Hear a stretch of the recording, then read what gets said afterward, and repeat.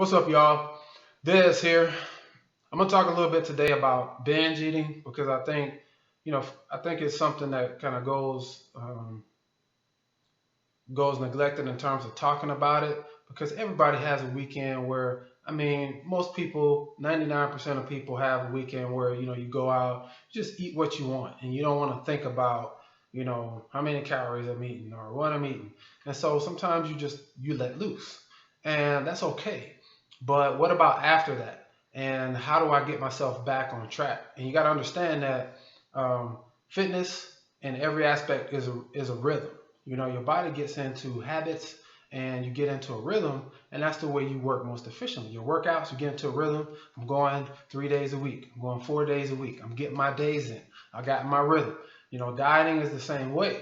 You get in a rhythm where you're eating well, and all it takes is one weekend to blow that, one weekend or vacation or something like that. And you got to almost start over getting yourself back into the rhythm mentally because you have your physiological changes and you have your mental changes as well. So, your stomach expands, you continue to overfeed and, overeat.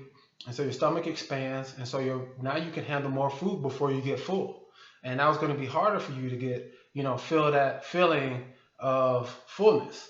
So it's going to be easy to consequently continue to overeat, and you're going to be able to you're going to have those signals sent to your brain that, hey, I can eat some more, man, I can continue to eat.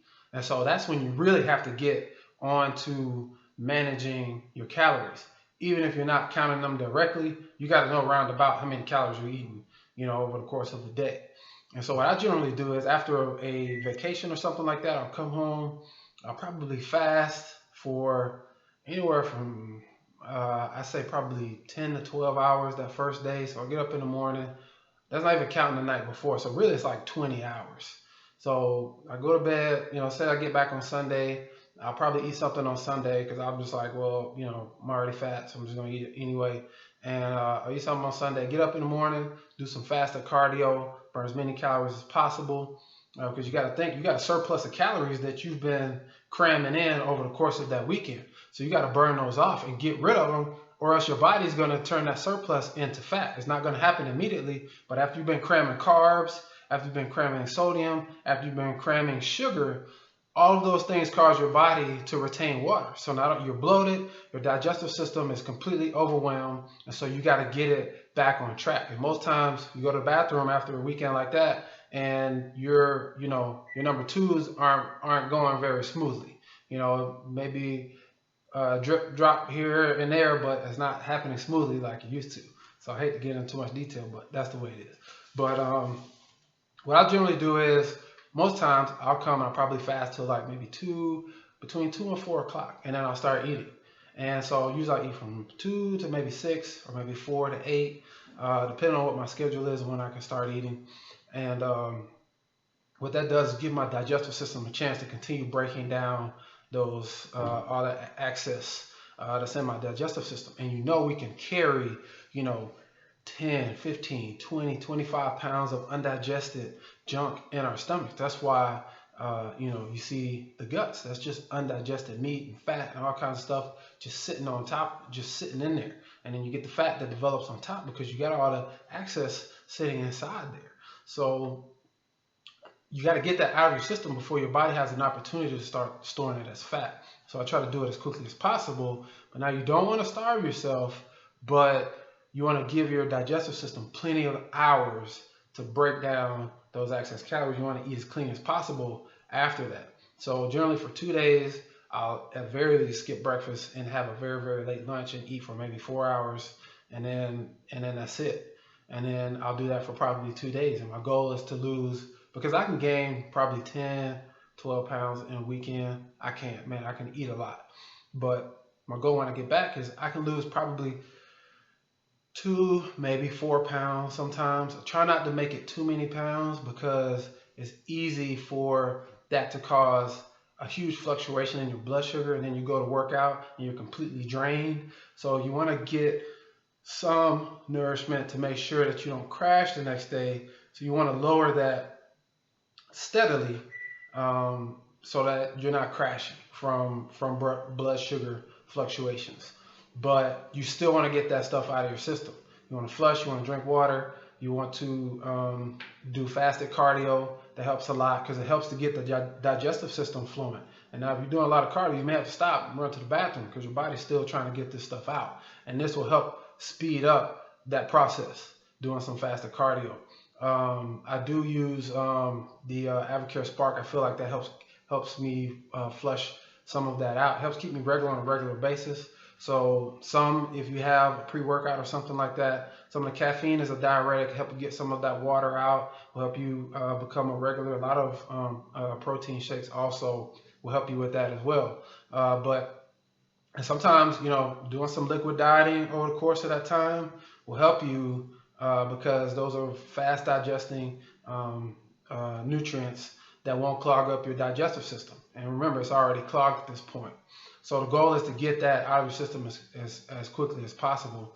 And, most of our nation, is obese. So most likely you already have some storage in there, in your intestines and digestive system. And so if you go and pile a bunch on top of that, now you're just putting yourself in a situation where your body's like, hey, I got this. I'm going to start sticking it somewhere. I'm sticking it in the gut, sticking it in the love handles, hips, butt, women, whatever it may be.